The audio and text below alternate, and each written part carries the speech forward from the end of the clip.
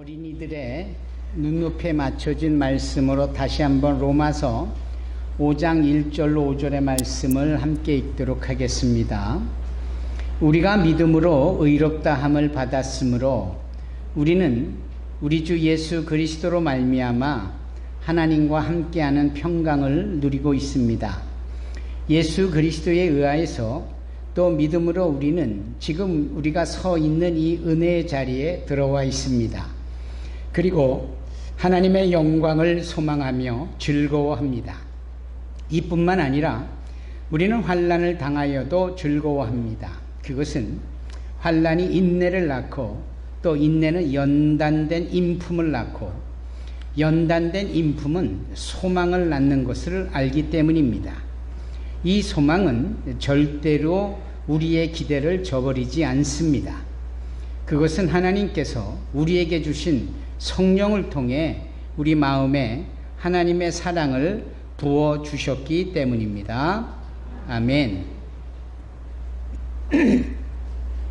어린이 눈높이에 맞춘 말씀이 훨씬 더 저희들이 이해하기가 쉽고 또 설득력이 있어 보입니다. 여러분, 훈련이라는 것은 반복입니다.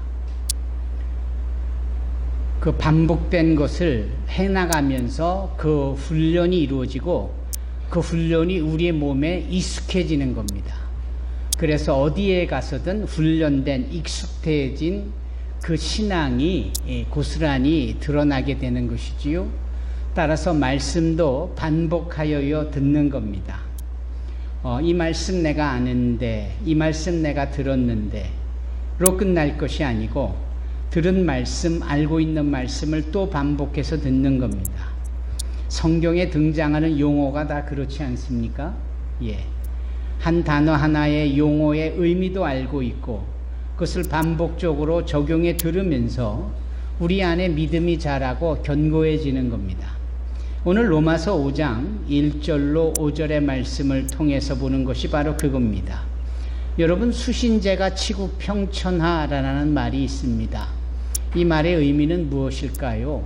자기의 몸을 건강히 잘 돌보고 가정에 화목함이 이루어지고 그리고 더불어 사는 공동체의 이 사회가 질서가 있게 되고 그런 나라로 통치되어져 갈 때 이 세상이 결국은 평안으로 가득하다, 이런 뜻입니다.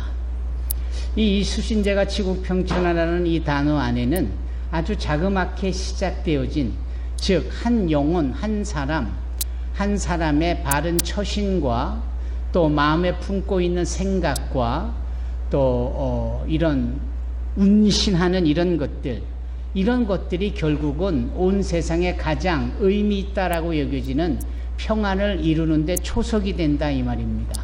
이 첫 단추가 그렇게 끼어져야 마지막에 가서 모두의 공통적인 기대가 할 수 있는 평안까지 이루어질 수 있다라는 것이죠. 이 부분에 대해서 우리의 생각이 다르지 않습니다.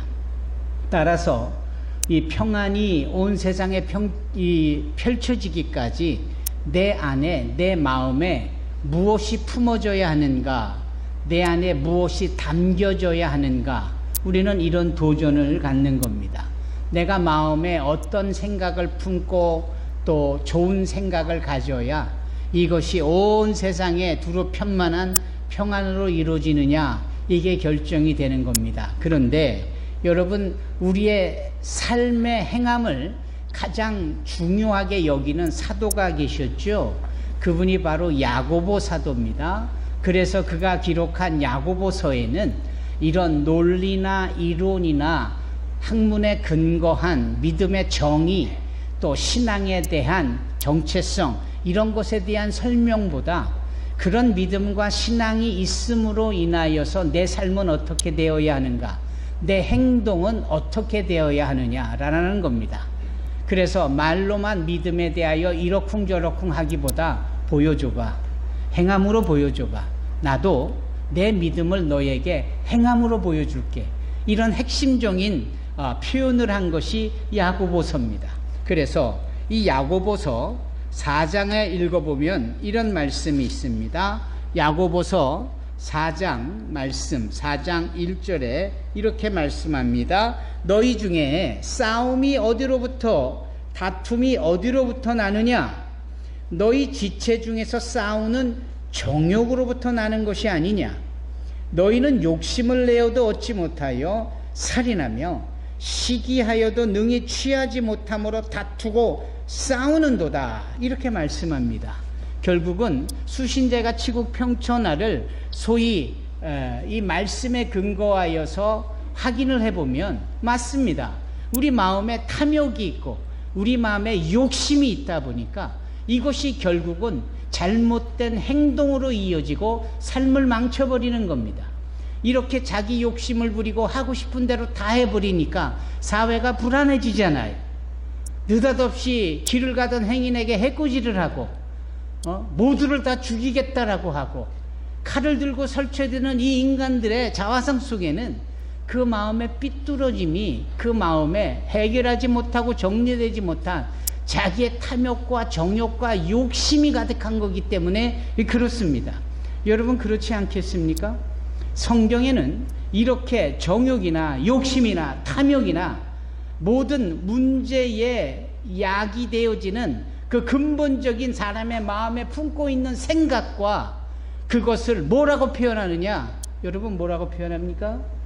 죄다, 죄라고 표현합니다. 너무나도 간단하죠. 이 죄가 사람들 마음속에 있으니까 소위 가정생활도 소위 주변에 함께 더불어 사는 사회 질서도 깨지고 모두가 다 근심과 흉흉해지니 평안을 어디서 찾을 수 있어요? 한 사람의 죄가 세상의 평안을 깨버리고 마는 겁니다. 한 사람의 잘못된 죄가 주변 사람들을 힘들게 하는 거예요. 어느 날 중풍병 걸린 친구들이 데리고 오잖아요. 예수님 앞에 데리고 와서 고쳐달라라는 겁니다. 그럼 중풍병이라는 것이 소위 몸이 신경계가 마비가 되어져서 그 영향으로 반신불수가 되거나 어느 신경에 연결되어진 부분을 굳어져서 활용하지도 못하고 쓰지 못하는 상황을 패러레릭, 이 중풍병이라고 하지 않습니까?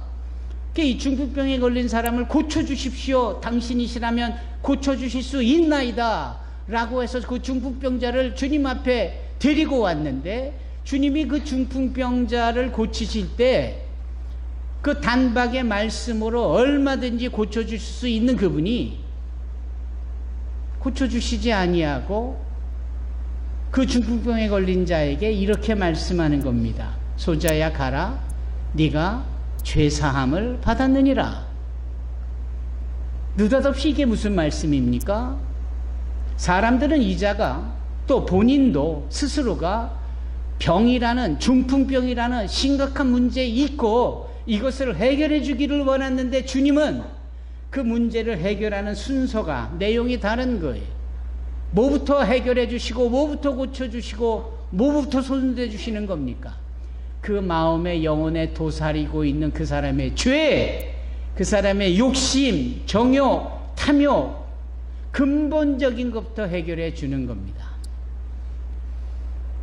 그래서 소자야 네가 죄사함을 입었느니라 라며 죄를 용서해 주시고 고쳐 주시니 주님이 말씀하시잖아요. 네가 네 상을 들고 가라. 그래 이 자가 남의 손에 이끌려왔던 그 자가 중풍병이 치료되어지더니 자기가 누워졌던 침상을 들고 나가는 게 아닙니까? 결국은 원하는 대로 고쳐졌지만 이 사건의 의미는 무엇입니까? 주님께서는 순서가 있고 질서가 있고 우선이 있고 근본적인 문제 해결이 있다라는 거예요. 사람들의 죄가 해결돼야 사람들의 문제, 정욕, 탐욕이 그 마음속에 도사리고 있는 것들이 끊쳐져야 소위 이것이 다음 문제를 해결할 수 있는 첫 단추가 되는 겁니다. 세상이 많이 힘들어요. 단순히 더워서 힘든 게 아니에요. 삐뚤어진 죄악이 해결되지 않는 수많은 사람들이 자기 욕심과 정욕대로 움직이니까 가정이 깨지고 사회가 불안해지고 평안을 어디서 찾을 수 있나요 도대체? 사랑하는 성도 여러분, 주님께서 이 땅에 오심은 바로 이와 같은 우리의 감춰져 있고 도사리고 있는 죄를 사해 주시기 위함입니다. 우리 모든 인류의 각 사람의 죄를 사해 주시기 위하여 친히 낮고 천한 이 세상에 우리와 같은 인간 성종의 모습으로 오셔서 우리의 죄를 대속해 주시는 겁니다. 용서해 주시는 겁니다. 사해 주시는 겁니다. 아멘. 따라서 무슨 문제가 있거들랑 어떠한 해결해야 될 태산과 같은 그러한 거대한 방해물과 해방거리가 있거들랑 그 자체의 문제보다 먼저 내 안에 해결되지 않는 이 죄 영적인 문제부터 주 예수께 의탁하여 그분으로부터 죄사함을 얻고 용서함을 받아야 하는 줄로 믿습니다. 아멘. 1층에서 예배드리는 분들 그와 같은 동일한 은혜가 있기를 주님의 이름으로 축원합니다. 각 가정에서 예배드리는 분들에게도 동일한 역사가 있기를 바랍니다. 이렇게 주님의 십자가의 은혜가 있어야 우리가 살 수 있는 겁니다. 바른 문제가 해결되어지고 올바로 다음 문제가 연이어 도미노처럼 해결돼 갈 수 있는 거예요. 그러면서 그 끝자락에 우리의 영혼의 평안함이 있고 그 끝자락에 세상의 평화도 함께 있는 겁니다. 이제 그러면 주님이 이 용서해 주신 이 부분에 대해서 한번 생각을 해보자고요.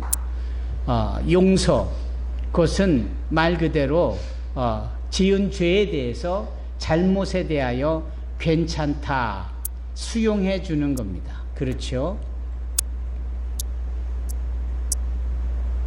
대통령이 잘못했어요. 탄핵을 당하고 감옥에 갇혔다가 이제 사면이 됩니다. 그 사면이 용서이겠지요. 하지만 역사는 그 사면으로 인하여서 그 대통령이 지은 죄가 없다라고 말하지 않는 거예요. 사면은 사면일 뿐이에요. 용서일 뿐이에요.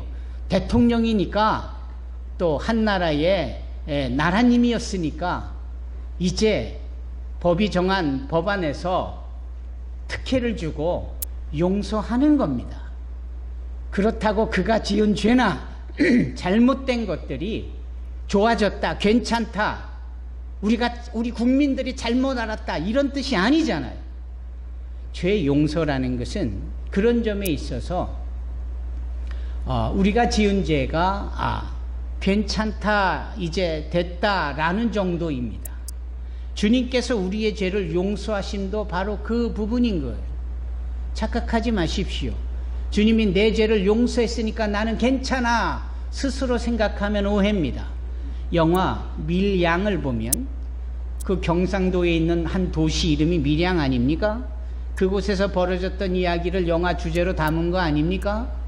어느 범죄자가 어린아이를 납치해서 죽이지 않습니까? 그 죽여서 감옥에 가 있잖아요. 하루아침에 그 악한 자에게 목숨을 뺏겨 아들을 잃은 이 어미의 심정이 어땠을까요? 괴로웠고, 그래서 그는 헤아릴 수 없는, 주체할 수 없는 이 마음으로 신앙생활을 하게 되잖아요. 그리고 신앙생활을 하게 되어져서 교회에 나가 예배도 드리면서 듣는 메시지가 용서해라, 용서해라, 원수도 용서해라, 하나님이 우리의 죄를 다 용서했다, 용서해라. 이 어미된 자가 용서가 되는 겁니다. 그리고 용서해주러 그 감옥소에 가서 그 자기 아들을 죽인 범죄자를 용서하려고 가는데 웬걸 그 범죄자를 보는 순간 마음이 확 바뀌는 겁니다. 왜? 범죄자의 얼굴이 너무나 평온하거든요.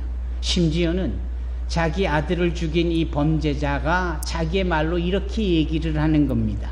나는 마음이 평안합니다.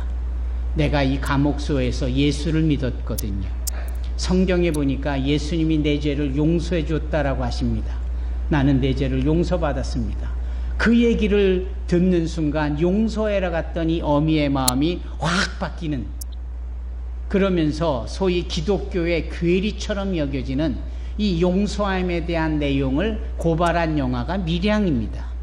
그거는 영화 감독이 성경을 고발하려고 하는 그 안티크라이스트적인 모습은 있지만 성경을 제대로 알지 못해서 나오는 무지의 소치입니다.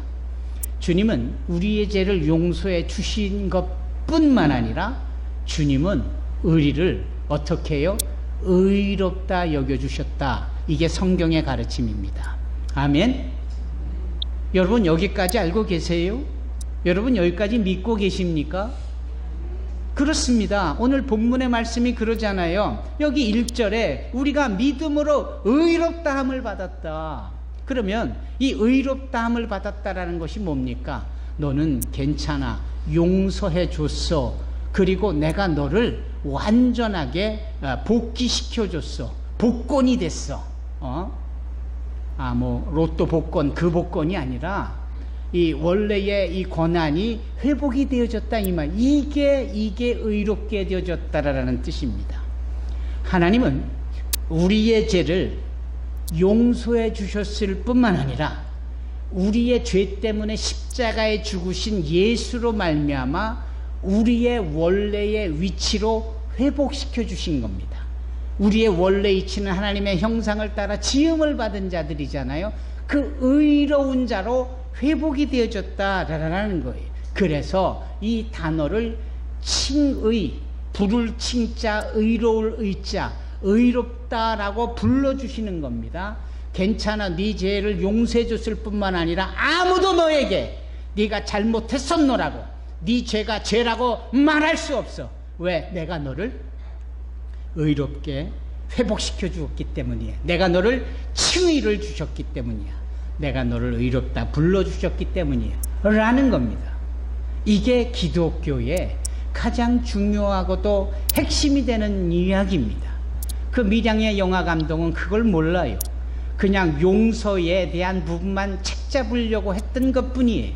진정한 기독교의 능력과 힘과 은혜는 우리의 죄를 사해 주셨을 뿐만 아니라 우리를 당신의 거룩한 형상으로 회복시켜 주심으로 아무도 우리 죄에 이러쿵저러쿵 말할 수 없도록 하나님이 우리를 복권시켜 주셨다. 이게 바로 justification. 이게 신학적 용이요 법률적인 용인 칭의입니다.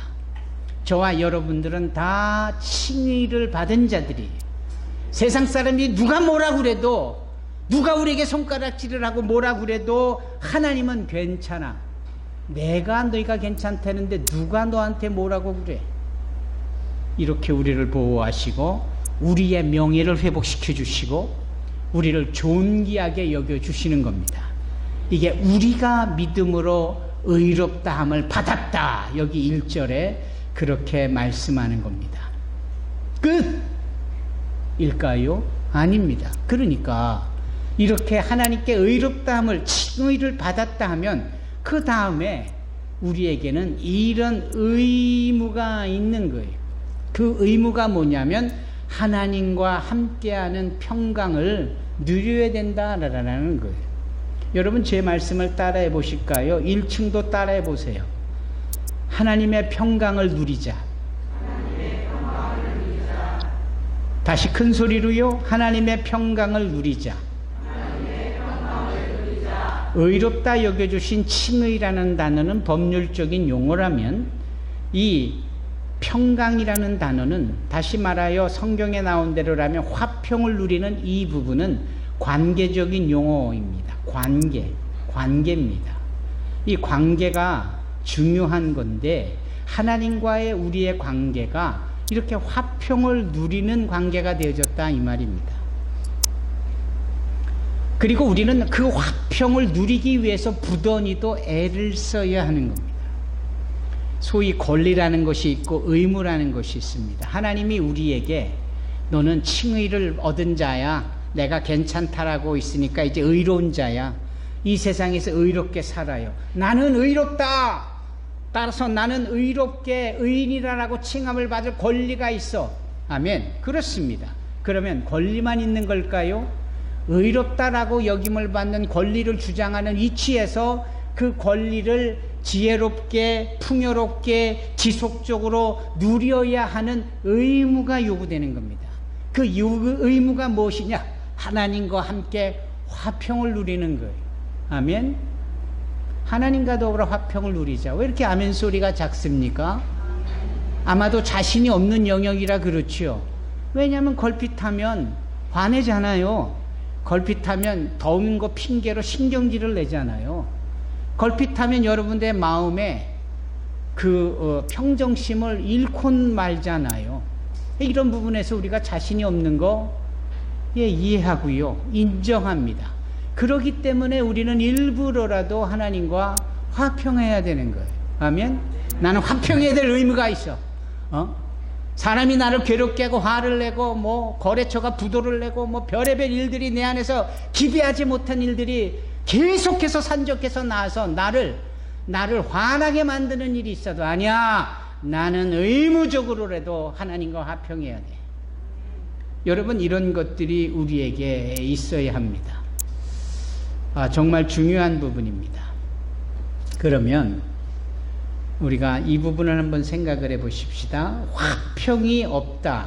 왜 화평이 없을까? 두 가지의 이유를 말씀드릴 수가 있어요. 화평이 없는 경우, 하나님과 더불어 화평하게 살아야 되는데 그 화평이 안 되는 경우, 화평이 없는 경우. 첫 번째가 무엇이냐면 하나님이 두려운 거예요. 하나님이 두려운 거예요. 두렵다라는 표현도 맞겠고 하나님이 불편하다라는 표현도 맞는 거예요. 어쨌거나 내가 하나님에 대하여 불편함을 느끼고 하나님이 두려운 거예요. 그리고 괜히 두렵습니까? 괜히 불편합니까? 길을 가다 누구 반가운 사람을 만났어요. 아유, 어디 가시냐고 반가워. 이 둘 사이에는 불편함이 없는 관계예요. 그렇잖아요? 그런데 길을 가다 누구를 딱 마주쳤는데 서로 얼굴을 돌려버리네? 왜? 무슨 불편함이 있었던 거예요. 그죠? 돈을 꿔주고 못 갚았대거나 안 갚았대거나 못 받았대거나 저 사람이 저렇게 웃지만 돌아서서는 내 모함을 얼마나 다른 사람들에게 해대든지 뭐 이런 것들, 우리가 다 헤아릴 수 없을 만큼 여러 가지 이유 때문에 서로에게 불편함이 있는 겁니다. 그 불편함이 결국은 화평을 깨버리고 마는 거예요. 얼굴 보면 돌리고 보기 싫고 그놈의 인간 꿈에서 뵈니까 아이 개꿈 꿨다 그러고 불편하잖아요. 사람들의 관계 속에서 하나님과 우리 사이의 관계에 실마리를 찾아보는 거. 내가 하나님과 불편하구나. 내가 하나님과 불편하니 하나님이 보통 분이신가? 그분은 가장 높으신 왕 중의 왕이시고 지존하신 분이시고 창조주 하나님이신데 그분과 내가 동등된 입장에 있다면 서로 불편하겠지만 그런 차이는 아니잖아요. 그러면 그분은 창조주요 나는 피조물이요. 그분은 위에 계신 존귀한 분이요 나는 이 땅에서 쫄쫄 기는 피조물이면 이 불편함은 무엇으로 바뀌어지는 단어일 수 있나요? 두려움으로, fear라는 단어로 바뀌어지는 겁니다. 하나님이 두려운 존재가 되는 거예요. 그만큼 자기가 캥기는 게 있는 거예요. 하나님이 우리에게 캥기실 게 뭐가 있어요? 거꾸로 우리는 하나님께 캥길 게 너무 많아. 주일 예배도 밥 먹듯이 빠지고 기도 좀 하자고 그러는데 그거 잘 안 하고 그거 교회 좋자고 하는 겁니까? 담임 목사 좋자고 하는 겁니까? 다 당신 잘 되라고 하는 거 아닙니까? 부모들이 자녀들이 공부 좀 해라, 공부 좀. 너 잘 되라고 하는 거지 뭐 우리 좋자고 하는 거냐? 이 말씀을 하셨던 부모님 다 이해가 가시잖아요. 그리고 자녀들은 어떻게 생각하는지 모르지만 맞잖아요. 결국은 그 부모의 말을 듣고 공부를 하고 모범생이 되어지면 일단은 사회에서 그래도 성공하는 이치에 쉽게 있을 수 있지 않습니까? 이제 그런 점에 대해서 우리가 생각해 보면 하나님은 우리에게 잘못하신 것도 또 캥기실 것도 없는 분이세요. 우리만 캥겨요. 우리만 잘못한 게 많은 거예요. 주님 앞에 드러내놓고 주님 앞에 나 여기 있어요 라고 하지 못하는 그런 문제들이 있는 거예요. 성경에 그렇게 주님 앞에 캥겨가지고 숨은 사람이 있었죠. 누굽니까? 아담이에요. 아담아 네가 어디 있느냐? 내가 주님이 두려워 숨었나이다. 그거 왜 두려워요? 먹지 말라는 선악을 알게 하는 남의 실과를 냉큼 먹어버렸으니까 캥기고 두려운 거지. 뭔가 잘못된 것을 마음속에 두고 있다 보니까 어떻게 되는 거예요? 하나님이 두려운 존재가 되는 거예요. 하나님이 두려운 존재가 되어지니까 결국은 하나님 앞에서 하나님과의 화평을 이루지 못하는 겁니다. 또 하나님과 화평을 이루지 못하는 자가 있다면 누구일까요? 하나님께 화를 내는 자. 그럴싸한가요, 여러분? 하나님께 화를 내고 분통을 터뜨리는 자. 아니, 우리가 감히 하나님 앞에 분통을 터뜨리고 화를 낼 수 있을까요? 그럼요. 자기 뜻대로 되지 않으면 화내는 성도들이 다 그런 사람들이에요. 하나님 앞에 분을 내고 하나님 앞에 자기 뜻대로 되지 않는 거에 대해서 그런 사람이 성경에도 있지요. 모세가 그랬습니다. 그 온유함이 지면에 승했던 모세인데도 하도 자기 뜻대로 사람들이 이끌어지지가 않고 걸핏하면 화를 내는 그 종자들이 너무나도 싫어서 하나님 앞에 화를 내잖아요. 그 반석에게 명하여 물을 내라고 했건만 느닷없이 홍해바다를 치던 지팡이를 번쩍 들고는 그 반석을 냅다 후러 갈기잖아요. 그게 뭐예요? 안 그런 척 하면서도 그 속내는 하나님 앞에 불평스러운 겁니다. 그 속내를 아시는 하나님께서 너는 안 되겠구나. 너는 저 거룩한 땅에 들어갈 수가 없겠구나.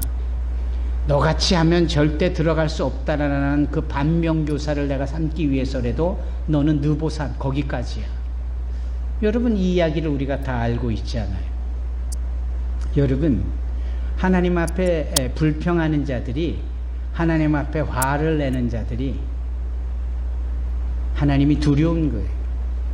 그 불평과 두려움이 모여서 하나님의 화평을 우리가 누리지 못하는 겁니다. 하나님과 화평을 누리지 못하니 우리 안에 어떤 그 정욕과 탐욕과 같은 죄의 것들이 해결될 수 있을까요? 근본적인 부분입니다.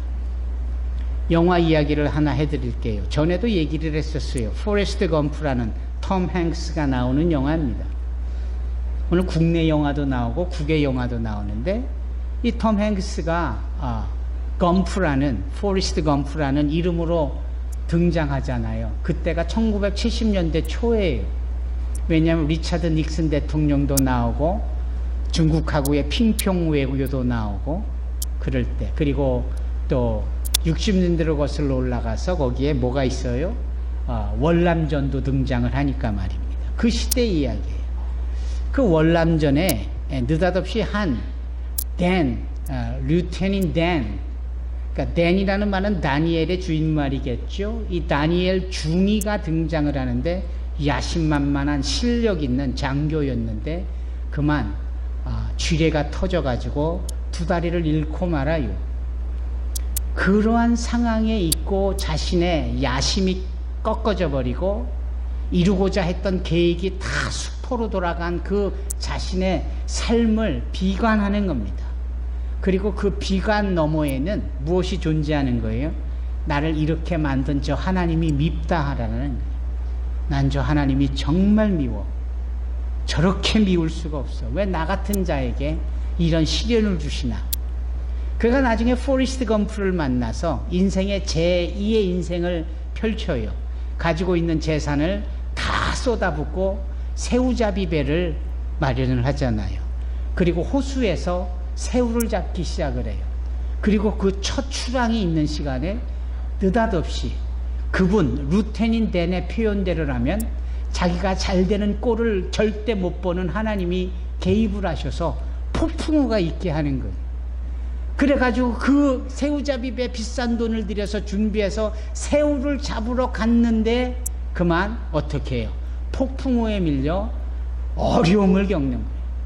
그래가지고 그 막 배가 침몰하기 직전까지 기우뚱대며 물에 배까지 차오르자 이 다리도 없는 이 댄 중이가 그 높은 돛배 위에 그 돛 위에 기어 올라가잖아요. 그리고 번개가 치는 폭풍우가 몰아치는 그 검은 하늘을 보고 하나님 도대체 왜 이러시냐고, 왜 내가 뭐 좀 하려고 그러면 이렇게 막느냐고, 그렇게 내가 꼴 보기 싫으냐고, 그 뒤에 숨어가지고 이렇게 방해하지 말고 나와서 나하고 한번 겨뤄보자고 막 소리 지르는 거예요. 댄중이는 하나님이 너무 미운 거예요. 너무 화를 내는, 그래서 하나님을 불평하고 불만을 토로한 겁니다. 물론 그런 순간에 시간이 지나고 다음 날이 되어지니까 그게 아니었구나라는 것을 알지요. 어떤 일이었습니까? 그날 그 밤 그 폭풍우에 모든 배들이 다 침몰했는데 밤새고 소리 지르며 싸우자고 방방 떴던 이 류테닌 댄이 있는 배는 안전했어요. 껐떡없었어요. 그 이후에 그 넓은 데서 새우를 잡는 배는 그 배밖에 없어가지고 돈을 그냥 긁어 모으잖아요. 예? 요 짧은 이 씬 속에서 그래, 하나님께 화를 내는 존재들이 있겠구나, 하나님께 불평을 쏟아내는 사람들이 있겠구나, 있을 수 있겠구나, 나도 그 중에 하나이겠구나. 그러나 그러면 그럴수록 그분이 그토록 우리에게 너는 의무적으로 나와 함께 화평을 누려야 해 하는 이 부분을 누리지를 못하는 거죠. 누리지를 못하는 거예요. 여러분 1절을 다시 한번 다 같이 읽어보십시다. 시작. 우리가 믿음으로 의롭다함을 받았으므로 우리는 우리 주 예수 그리스도로 말미암아 하나님과 함께하는 평강을 누리고 있습니다. 과거형이 현재형으로 되어지는데 현재 우리가 이 화평을 누리고 있느냐, 이 부분에 대해서는 여러분들이 자문해야 되고 이런 부분에서 여러분들은 자답할 수 있습니다. 그것은 우리 안에 하나님에 대한 두려움이다, 하나님에 대한 불만이 있기 때문입니다. 그리고 이런 것들은 해결되지 아니한 우리 안에 도사리고 있는 죄요, 욕심이요, 탐욕이기 때문입니다. 이것이 정리가 되어져야 합니다. 그러므로 우리에게 이 정죄함을 더 이상 존재하지 않게 하고 칭의함으로 바꿔주시기에 충분하신 그 예수를 믿되 잘 믿고 주여 나로 인하여 하나님과 화목할 수 있게 해 주시옵소서. 주여 당신은 하나님과 우리 사이에 화목제물이 되시지 않았습니까? 내가 주님을 제대로 믿으려고 하오니 당신이 이루신 그 화목으로 하나님과 우리 사이에 화평이 이루어지게 하옵소서. 기도하겠습니다. 사랑이 많으신 하나님, 산다는 것은